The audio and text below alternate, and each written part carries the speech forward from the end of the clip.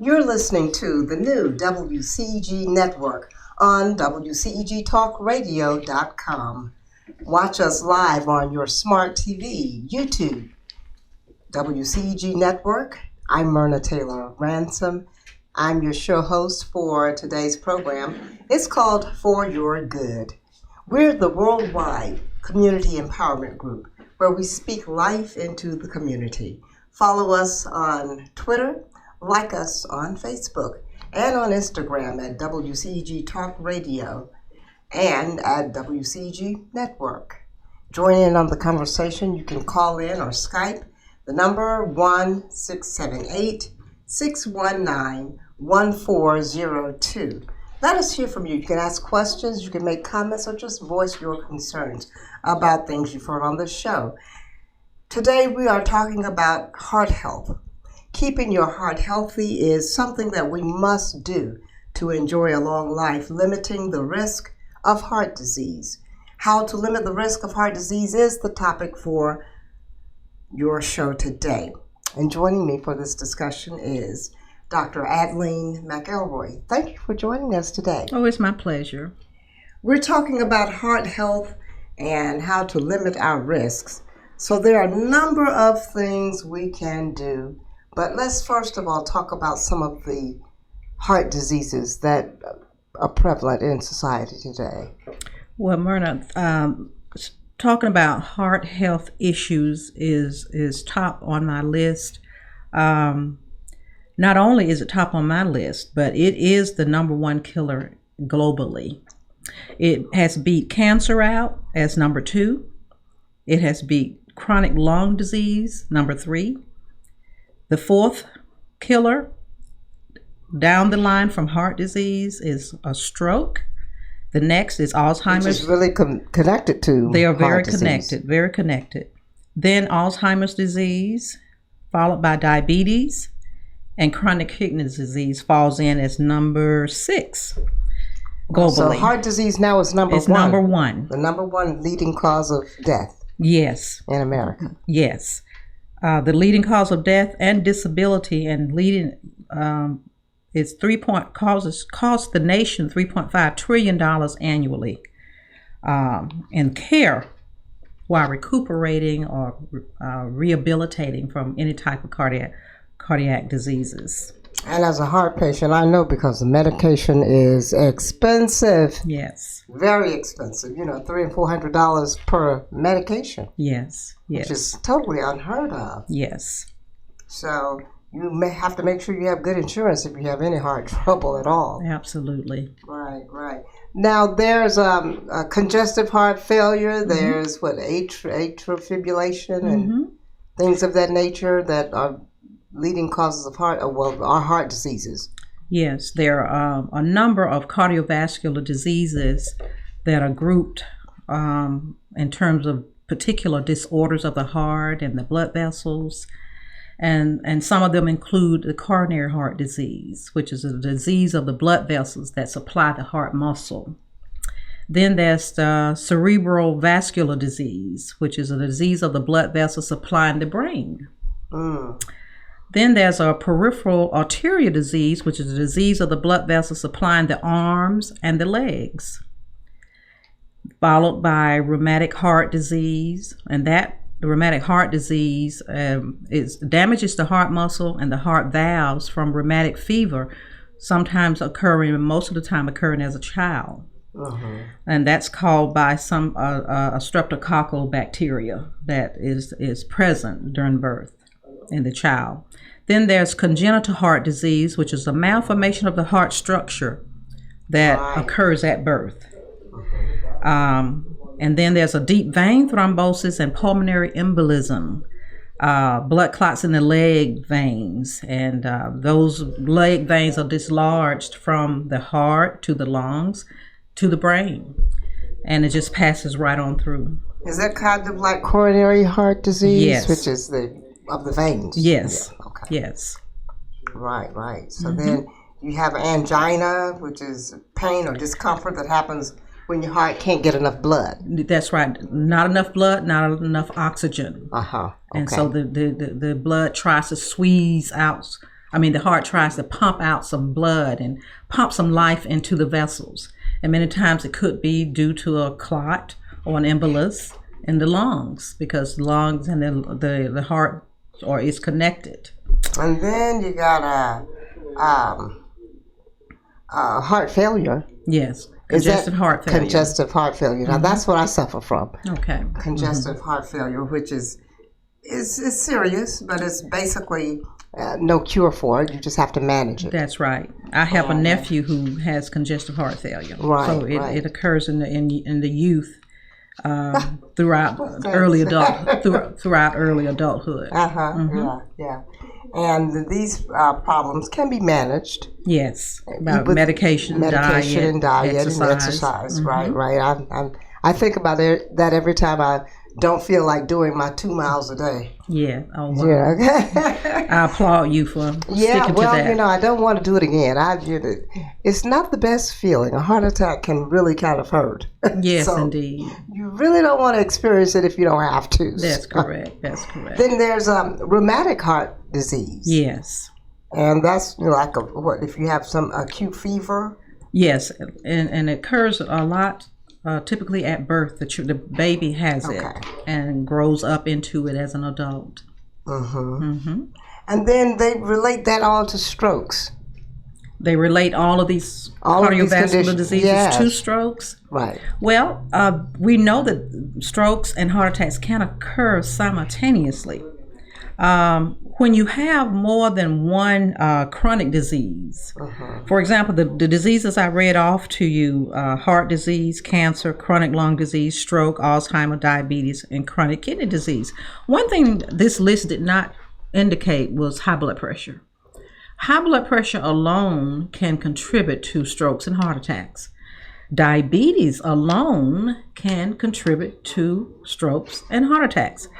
And if you have a person who has both high blood pressure and diabetes, they have now doubled their risk of getting into strokes and heart attacks. Right. And then you have the high cholesterol. Absolutely. Yes, indeed. And that's what I kind of suffer from, high cholesterol. Yes. And because I don't have high blood pressure. Right. But the high cholesterol from eating the wrong things. Okay. And I don't know if you've ever done any genetic counseling, or if you've ever had an opportunity to speak with relatives. Right. Who, to find out what were the reasons for some of your older relatives' deaths. Right. There probably could be some genetic components. It was. Okay. Yes. Okay. It was my grandmother, my mother. They had congestive heart failure as well. So I'm sure that mine was, my risk and my actual heart attack came from the fact that it was a congenital kind of disease. Well, having known that makes it a powerful opportunity then for you to pass it on to the is there a trend that is showing up in females, or do you see any of that happening among females? Mostly females. So that's an opportunity to pass on the information down to your nieces, and granddaughters, and all the way down the line. Sisters, absolutely. Right. Because it's not fun, and I guess I was incapacitated for about a month. Okay. But the good thing about heart problems is that you can, if they are restorative. That's so right. you can survive, and if you do survive, then you need to make sure that you change your lifestyle. Absolutely. So that we need to, I guess, discuss some of those things too. Okay. What does it mean to change your lifestyle? And I know the number one thing will probably be smoke-free. Well, it just so happens the key lifestyle risk for chronic disease, number one, tobacco use. The second is poor nutrition. The third is a lack of physical activity. The fourth is excessive alcohol use. Poor nutrition could also include using a lot of excessive fats. Eating animal fats, using like fatty oils as opposed to vegetable oils when cooking, using too much salt, using a lot of processed food, is laced with a lot of sodium. And while we do need some sodium to function, for good muscle and heart function, we should only have up to I believe it's a 12 grams. I have it in my data here, but it's very limited amount of sodium that we need to live on. I had a cardiologist once. My sodium level dropped, and he said, "Go ahead and take a little salt." And that sounds real foreign to me. I know. But you can get very, very confused if your sodium is too low. Very, very confused, and you begin to have just a typical electrolyte issues, muscle cramps, and things along that line if your sodium is too low. So the idea is to cook with a little salt, and don't sprinkle after it's already prepared. I've seen some people sit before their food, and before they pick the fork up, they pick the salt shaker up. I know. Yes. A lot of people, I've seen people do that. At Christmas time, I met this lady, and she hadn't tasted the food, and she started, "Let me have the salt." And I was like, "You sure?" Yes. I said, "It's not. I don't think the food needs any salt." But she got to shake it. She says, "I love my salt, and I'm not going to have food without salt." I was like, "Excuse me." Okay. People have been killed over lesser issues. True. That's true. I was like, okay. I just thought I was letting you know what I felt. And there's some products on the market such as Mrs. Dash, just to name one. And then, of course, it's good to other use seasonings that are not salty. Right. Just use herbs in your food to cook to help give them some seasoning and some flavor, and get away from a lot of salt. Sea salt is better. So I hear. My thought about salt of any kind is that salt is salt. We still have to limit that kosher salt and that sea salt to a minimum, just like we would iodized table salt. Now, most of the time, we only get iodized through that salt that says iodized, because it's it's hard to get it from what we eat from plants and what have you. So that's iodized salt is the worst. Well. That's how we consume iodine for our thyroid. So if you're going to, use iodized salt, just use a small amount with your cooking, and don't sprinkle after the food is done, because it's raw, and it helps to slow the blood flow down in the body. It helps to clog up the heart vessels and veins. So it's and you have water gain after that. Water gain, yes, and that makes it even harder for the heart to pump. That extra fluid it has to pump. Yeah, that's why they test your wrists and your joints, your ankles, and things like that when you go to the cardiologist. Yes, to see if you have any weight gain. That's right. Pitting edema in the ankles or in the sacral area, around the facial area. A cardiologist would notice fluid gain from the minute he lays his eyes on you. And then he said something about when you touched your wrist or your joints, if the finger makes an indentation in the and we can try that on ourselves. And dehydration is when the skin stays up. If you pinch your skin up and the skin stays up there for more than a second or two, that's dehydration. If you take a finger and press down, I'm not dehydrated. Your skin is rebounding well. Yes, it's right back down. Good. So if you take your hand and press on your skin, and the indentation remains down more than a second or two, that's edema. And that's too much fluid. Too much. And your heart is having to pump about 100,000 units of blood goes throughout the circulatory system in a minute. So the heart is really doing a lot of work. It's working hard. I guess 60 to 80 beats per minute to do that, to pump all that blood, and it makes it even harder. The heart still works very, very hard to pump all that blood around. See, it has to go to the head, to the extremities, to the gut, and to fuel all the organs so that they'll stay alive and the blood will flow well. So that's a lot of work for the heart, and it makes it hard even to squeeze even harder if it's sluggish as a result of poor exercise or lack of activity or pouring too much salt into the system, eating too much fat. it makes the heart work even harder as a pump, and it gets tired. And you flow into some of these cardiovascular diseases as a result. Before you know it. Before you know it, it happens very quickly. Yeah, and most of the time it's not quite as it's a silent killer as well. Hypertension is known as the silent killer. Because you don't know you really have it. No, a lot of people don't get headaches or nosebleeds or dizziness as a result of having a blood pressure 210 over 110. They're walking around as if nothing else is going on. That's why high blood pressure is called the silent killer, and can create a heart attack or stroke, can set you up for that.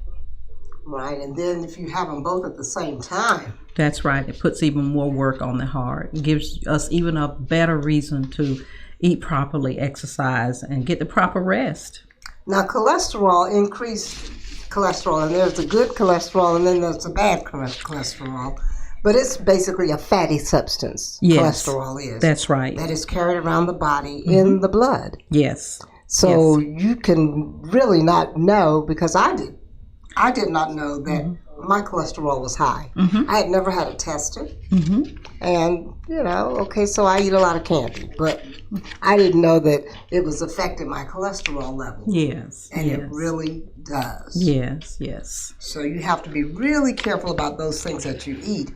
But the body produces most cholesterol naturally. Yes. So you don't need any help with that. Correct. And it's found in some foods. But the good cholesterol, is the LDL. LDL is the bad one. It's the bad one. And the good one is HDL. HDL, yes. That's the high density. Yes. Lipoproteins. So that's good. That's good. And you get the good food intake to create a good cholesterol level through eating things like grains and nuts and leafy green veggies. Avocado is a high fat, but it has the good cholesterol. It has the good cholesterol. Salmon is loaded with the good cholesterol. Okay. The fish. And to eat poultry, and then some people do go ahead and cook, like if they're going to bake it or grill it, they grill it with the skin on, but don't eat the skin after it's been cooked. Oh, that's the good part. See, that's the good part. It is. Yes. I'm sorry, but it is, isn't it? But that skin on that chicken is what has all the fat. All fat. Yeah, and that's not good for you. But now the good cholesterol is the HDL, and the bad cholesterol is LDL. Yes. And it's bad because it is the main source of buildup. And yes, and it's in the arteries and blockage in the arteries. That's right, and the triglycerides. Okay, so now that's what I suffer from, the bad cholesterol. I guess that was from eating too many sweets and candy and stuff like that. But I ended up having to have a stent in my artery, in the artery leaving the heart. Yes. So, but then that means you have to have blood thinners for the rest of your life. That's right. Because the stents, the blood will slow down near or around the stent. And so your doctor probably will put you on a clot busting type of medication such as Coumadin or aspirin for life, Plavix for life. Wow. Yes. And then of course you may have to get Pradaxa. Yes. Okay. So you don't require any type of blood work to monitor that. No. But I did for years. I was on Coumadin, and that I hated that because I'd have to go to the doctor every 2 weeks or so, 3 weeks maybe. Coumadin clinic to get a INR. Yes, done. and they test your blood to make sure that it has enough something in it. Yes. Or it's thin enough. That's right. And only one time in a 10-year period did I have to have, they put me in the hospital because it was high. Something was high in it. Not protein, but something was high in the INR, level. in the test, in the level. Yes. So I did have to go in and get the K?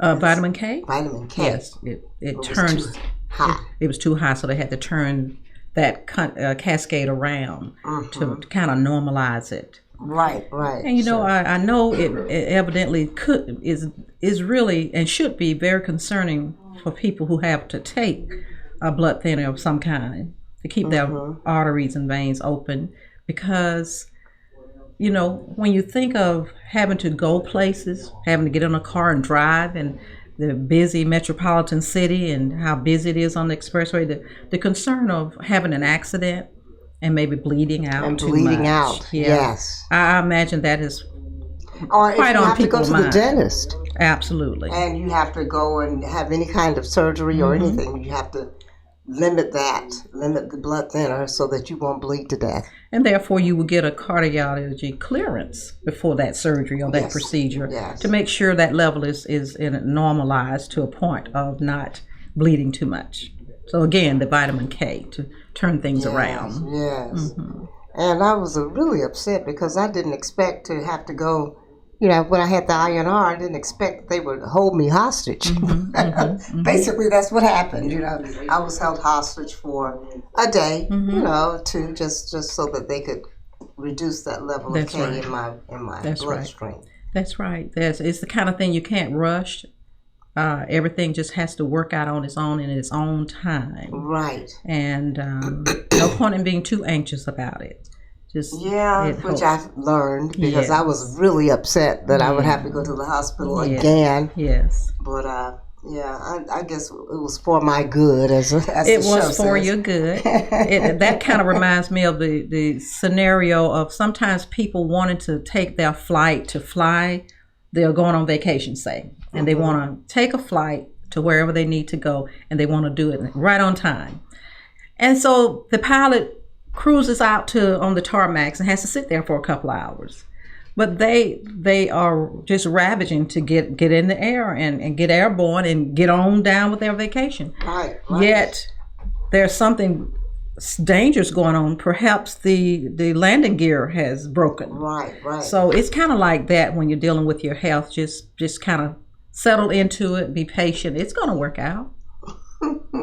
And don't throw a tantrum because that increases your stress level. It does. That doesn't help at all. The heart reacts to that. Right.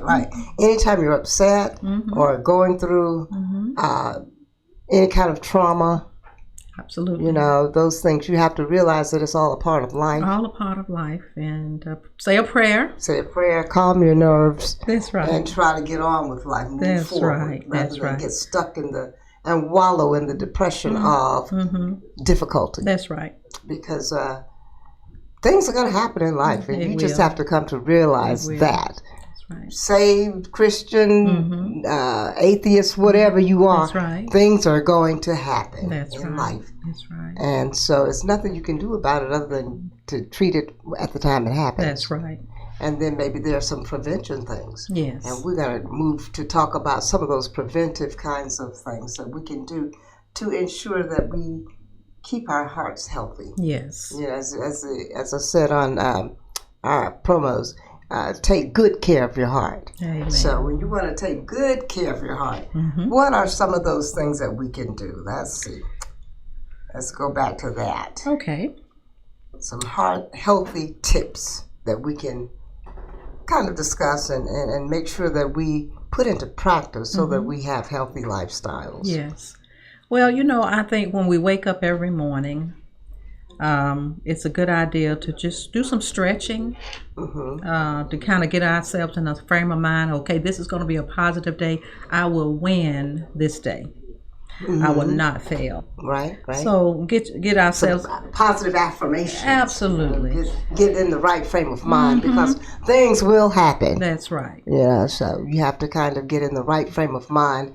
And usually if you wake up early enough, meditate, pray, anything kinds of, or repeat affirmations. That's right. Whatever that is calming to That's you. That's right. Those things that are calming. Stay calm and know that you will succeed this day. Plan to do some form of exercise. put that and not just plan, but do it. Act on it. Act on Because you it. can plan all you want, but if you're not doing those things, the planning doesn't matter. Correct. You have to put into practice some exercise. And begin to make it a habit. Because Yeah. after doing something for 21 days, it should become a habit. Right. So Now, I've been really active for the last couple of years. You know, I kind of walk. Well, I do walk 2 miles every day, Very good. or at least 3 to 4 times a week, That's wonderful. so that I can get up my get the heartbeat going. That's right. And you know, and if I haven't done 2 miles, then I'll have to walk every day. Yes. So I try to do 2 miles at a time, so I can walk every other day. So, Now, what places do you walk? oh, I do neighborhood walking. Okay. My neighbor and I will get out there, and I'm do a shout out to Ann Maxwell. She walks Hello, Ann. religiously. You know Ann Maxwell? I don't. Oh, I okay. don't. Yeah, she made sure that I get out there. Oh, you gonna walk today? Well, you need to walk. So Come on. you motivate each other. Yes, we do. And she has to walk so that her back doesn't stiffen up. And I need to walk to keep my heart healthy. Amen. So we get out there, you know, we try to beat the rain Uh-huh. or wait till after the rain, Uh-huh. so that, you know, but we make sure that we get it in. That's wonderful. Yeah. She called. As a matter of fact, she called today just as we were beginning to start the show. Are you gonna walk today? And I said, well, Ann, I can't walk today because I'm right here at the station now, getting ready to do the show. Yes. And we're talking about heart health, so we'll walk tomorrow. Yes. That's And wonderful. I'll remember those tips that I gave to other people to inspire them That's right. to keep it moving. Keep it Absolutely. moving. Keep it moving. You Keep it gotta do moving. that. Keep it No moving. couch potatoes. That's right. You know, and it's turning to spring now. So basically, the deepest part of winter is over. Yes. So we can get out there and do some things and keep it moving and keep our hearts healthy. That's right. That's And right. I have to keep remembering that on the days I don't feel like getting out there walking, I have to remind myself, Yes. okay, so you want to have another heart attack? No. Yes. The answer is no. That's right. So That's right. I have to make sure that I get out there and do what it takes, That's right. you know, to stay healthy. And I feel much better Absolutely. afterwards. And You would think you'd just be tired and run down, but it energizes you. It Exercise energizes really you. energizes. Yeah. Helps you rest better. Help improves the digestive process. Help Right, your mental all of state. that. I mean, if I was troubled before, I don't even remember what I was worried about That's before. right. Absolutely. Because I keep it moving. I move around and keep exercising, and I feel so much better afterwards. Absolutely. Afterwards, It's a, you know, and I'm alert. I'm Yes. not run down and tired. I'm alert and ready to face whatever, you know, comes my way. it is a win-win. And so exercise, keeping those positive affirmations flowing, and then eating properly. Have a nourishing, Yes. hearty breakfast. I understand the largest meal of the day should occur early in the day. Like breakfast, maybe? Yes. Or yes, lunch. Yes. And then don't eat after 6 o'clock. Preferably. Just plan for a snack, a piece of fruit, something like that in the evenings. What time should dinner be? Around 4 or 5? I would say before 6. I'm not sure how it.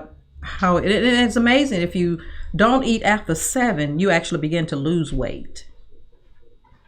Don't eat after 7. Oh, well, that's not one of my concerns. Well, actually, when I had the heart attack, I was heavier. And when I got to the doctor, he told me, you're going to get that weight off. And I was like, really? I have worked so hard to get this little bit of weight that I have on me, you know? And the doctor said, no, you got to get the weight off. Yeah.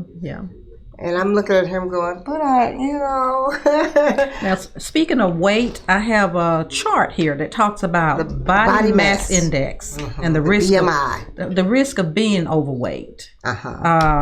This chart has it all figured out. I have a formula that could be used also to figure all this out. But this chart has done all the work for us. So let's say, for example,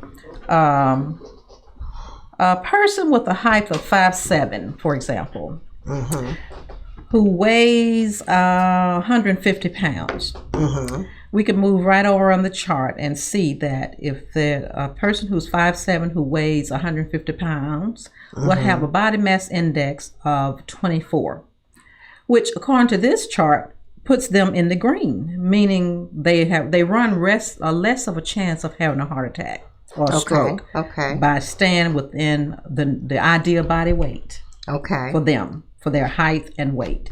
And so this is a simple little chart that really helps to keep one on target. Now, let's say that same person who's 5'7" actually weighs 220 pounds. That put them right smack in the middle of this chart for a cardiovascular risk or an event potentially occurring. So the idea of this chart is to stay out of the red and keep everything in the green and stay within your ideal body weight for your height. Now, that brings to mind that there are some things in life that we have no control over. For example, we have no control over our lineage, our ethnicity. So if it was in your family. That's right. If there's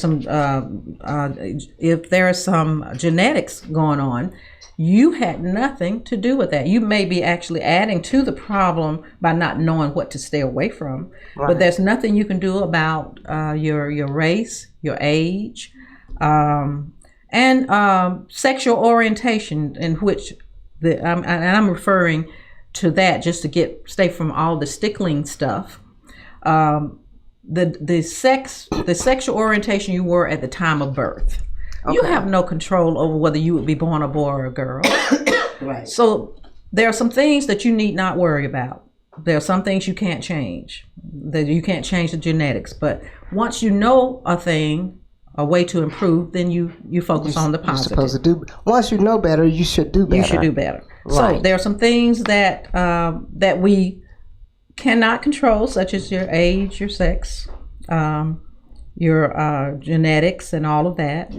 You cannot control your height, but you can control your weight. You can control your weight. The first thing on my list of how to limit your risk of heart disease, the heart healthy tips.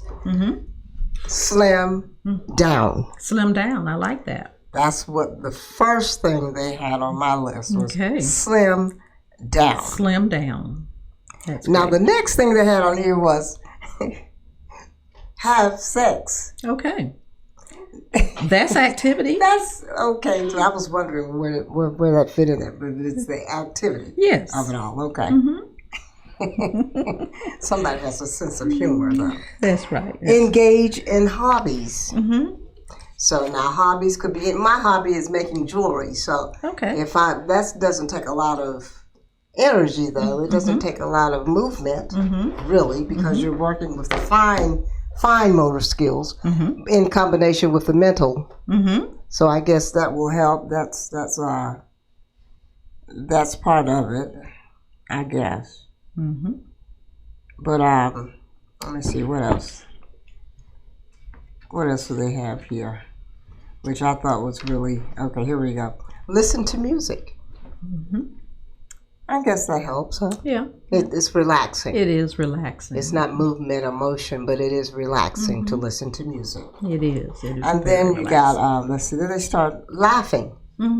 Laughing really helps in terms of releasing those endorphins. That's right. The happy enzymes. That's right. And happy enzymes that give us a peace of mind. That's right. So if you do that, that helps. Laugh. Stretch. You mentioned stretching when you wake up in the morning. Stretch, which is, healthy for you. Move. Yeah. Move. Keep it moving. Even when I'm sitting, I'll do something like stretch my legs out. That's right. Exercise my legs or move my arms or something, just so that I'm continually moving. Because it's when we're stagnant that things begin to, it's like water. That's right. Stagnant water begins to smell, and you need to keep water moving, keep it flowing, keep it fresh. And be mindful not, we may be sitting here occasionally, we may cross our feet at the ankle. That slows the blood flow down. If you cross your feet at the ankle? Yes, even that. crossing your feet at the I'll ankle. cross them at the knee. Is that At the knee is even worse because okay. you're looking at the larger muscles now.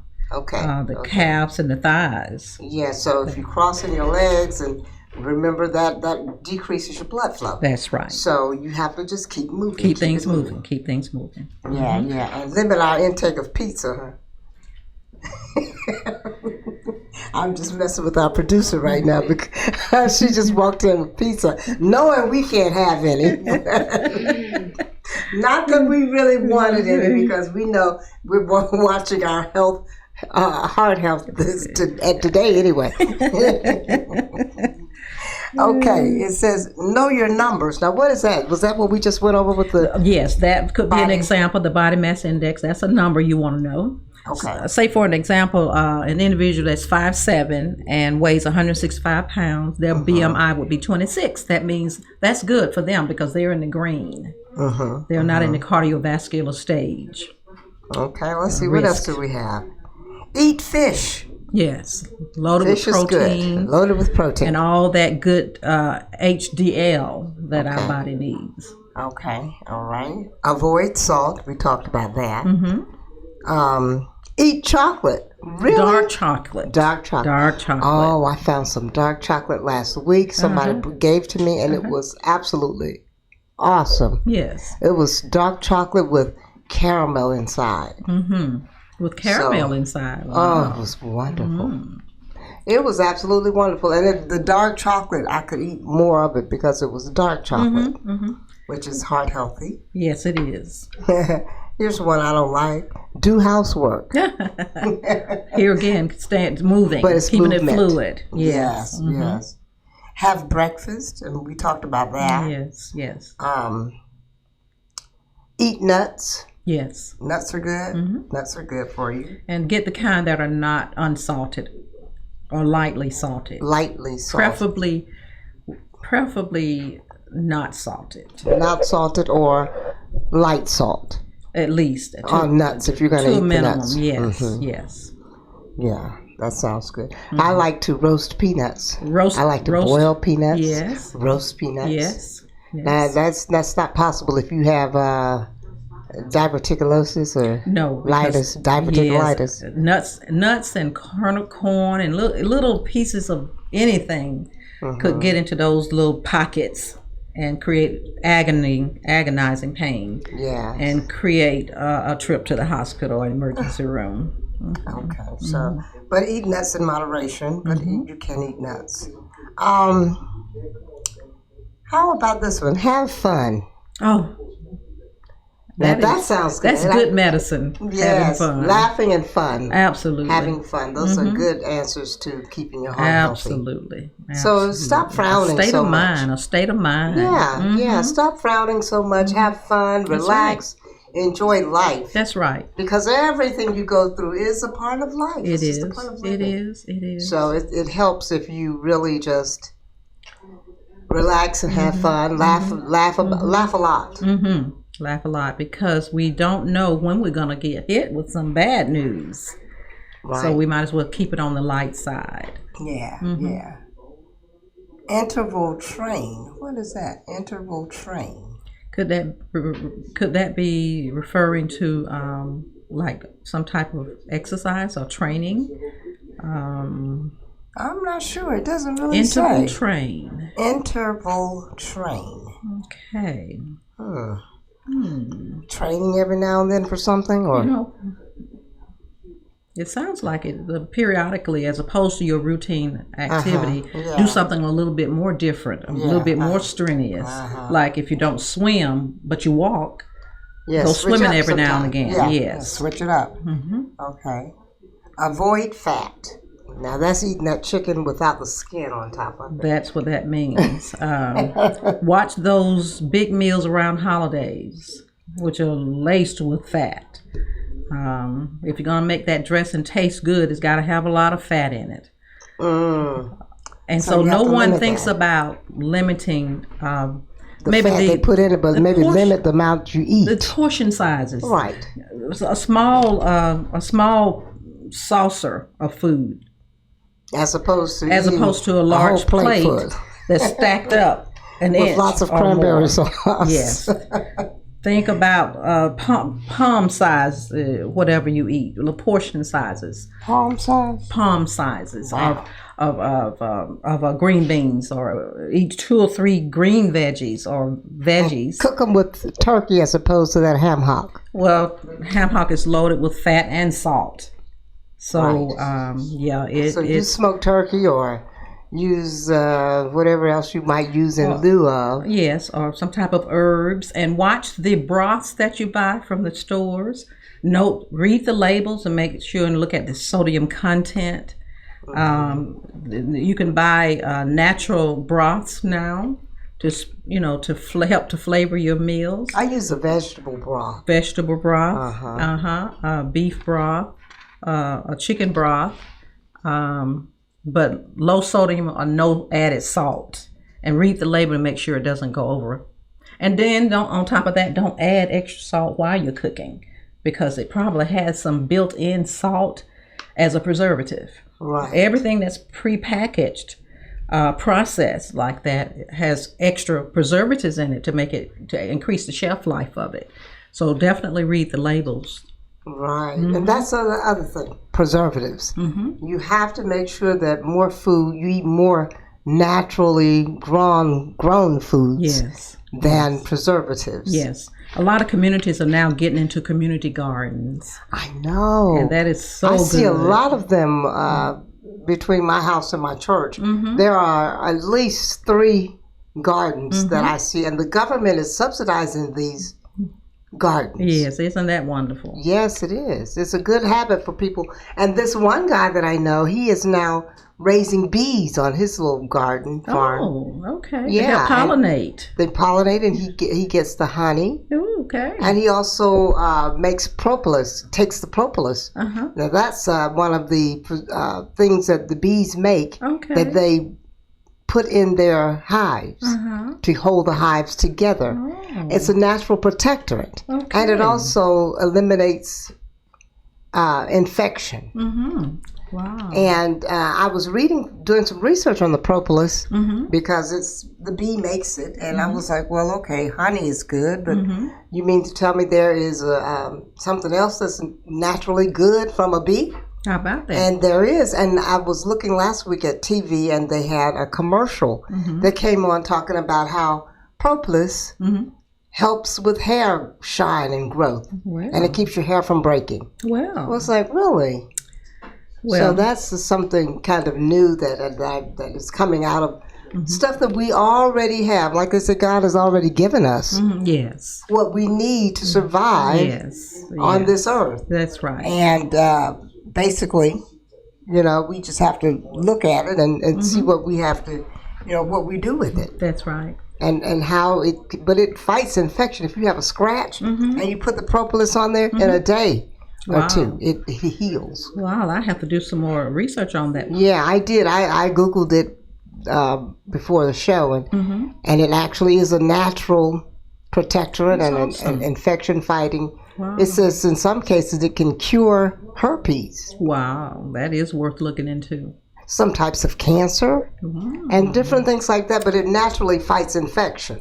Well, you did mention that God did put everything on earth that we need to survive and to heal ourselves. Right. I recall working in GYN oncology, and we had a number of women who would show up with ascites, a very large swollen abdomen with a lower extremity edema, and typically at a certain age of life when that happens, it's typically telling us it's ovarian cancer, but then you won't know that until you actually draw a panel called a CA-125 or just do a CT scan and look at some blood work. I recall a patient who came to us that during the summer, after running the Peachtree Road Race, maybe a couple of months after running the Peachtree Road Race, and she was diagnosed with ovarian cancer. And we know that a particular chemotherapy agent called Taxol was invented by a tree called the yew tree. So a lot of our medications come from plants. Yeah. So And so, which means we really should get back to eating more plants. more plants. That's right. Because that's healthy for us. Absolutely. And if God gave us everything we need right here on earth, then we already have it. So why are we doing all this, interferon and all kinds of other unnatural drugs? Yes. As opposed to the natural things Yes. that really help us. Yes. So it really takes a lot of thought, I guess, and in our research Yes. to determine those things that are actually healthy for us and that are already here for us to use. And I believe it's a simple formula. Oh, yeah, it will be. I mean, for example, the propolis. Yes. Nobody's been using propolis. The bees been using it forever. And so now we get information, research, and knowledge about propolis and how it helps us. Yes. How it helps fight infection. Really? Yes. How it helps in your hair products. And stuff that we just really never put together, but it's simple stuff. Yes. It's simple information that really helps us. So we've also we're going to take a pause in terms of all these health tips and find out what our callers are saying. Okay. My doctor said my heart rate or pulse rate is 52. Is that too low? Your heart rate. That's the number of time it beats per minute. Per minute. It should be what? Well, when I see someone with a very low heart rate of like 49, 50, my next question that I ask them is, are you an athlete? So it'd be interesting to know if this caller is an athlete, if they're very, very active. She says it's similar to that of an athlete. Is that good or bad? It is similar. What the question said. So apparently she is seeing her doctor because she said her doctor told her that her pulse rate is 52. So it would be good to get some more information from that. But is that relatively good or bad, or what's our average heart rate? A very, very low heart rate can be as dangerous as a very high heart rate.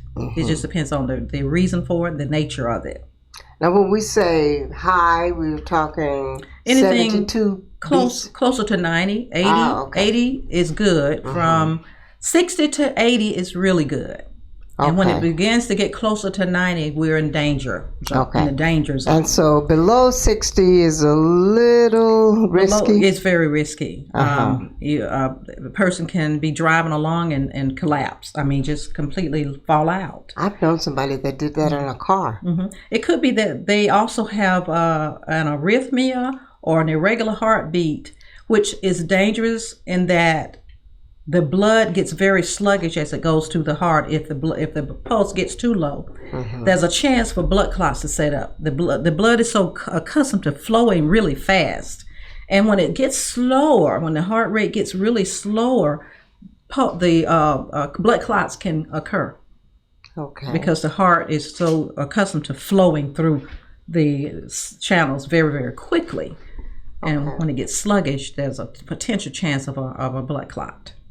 So that she should be evaluated. Those are really dangerous. And we're going to talk about blood clots and some of the things. She is an athlete. That caller was an athlete. Okay. So, that makes sense. Then with the heart rate of 52. Right. Okay. If they're an athlete. Okay.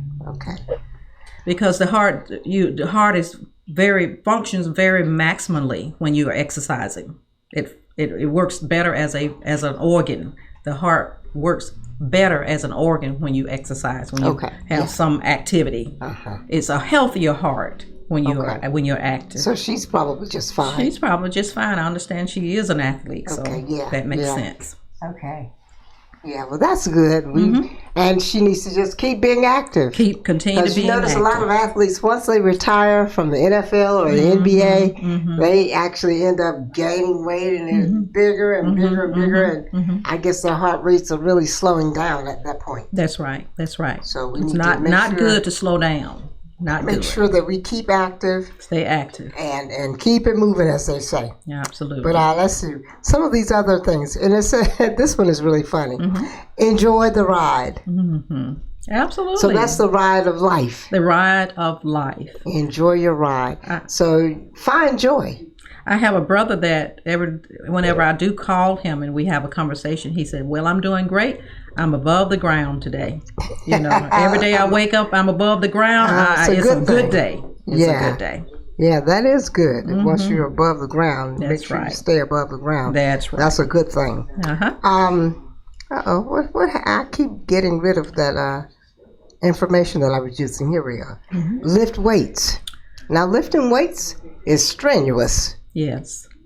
Any type of muscle resistance type of activity we can do helps to strengthen the heart. So lifting weights is one of those type of activities. Yeah, okay. But then you can't lift too much. No. You have to really be trained to lift weights appropriately. And working with a trainer is probably better. Much better. Okay. All right, then. So you don't take the stairs, not always the elevator.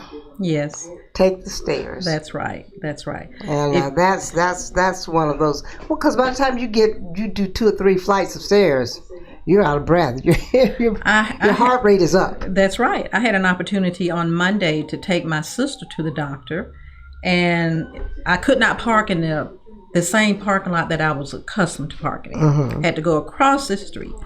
And that particular parking lot does not have elevators. So I had to come down 5 flights, which wasn't bad. Coming down is not that bad, right? Okay. But unfortunately, I had to go up 10 because I came into the wrong parking lot to go back to get the car. So I went in one building to get the car. I walked up the 5 flights, and I had to discover that my car was really next door, 2 doors next. Gosh. So I had to walk a little bit more down the sidewalk and then walk up another additional set of and we just take our time. We're not in the habit of climbing stairs, but there's 10 flights is a lot, though. Yes, maybe a couple of flights of stairs here and there. But you have to be prepared for that. And take your time and just go ahead. Don't try to run them. Don't run them. Because that's what I do when I'm on steps. You will collapse if you try and run them. But I guess that's not good. Yeah, just take your time. Yeah. If I feel tired, I stop. That's right. I do that when I'm walking. If I feel tired when I'm walking, listen to your body and do the next best thing for you. Walk, of course, that's a good one. Absolutely. In order to reduce your risk of heart disease. Yes. Brush your teeth. Now that's one that I found out this past summer, that really helps to fight infection. Yes. And germs and things. Yes. Brushing your teeth. Yes. Because I noticed when I had a heart attack, I had pain in my gums. That's where I felt it really was in my gums. Yeah. And didn't know why.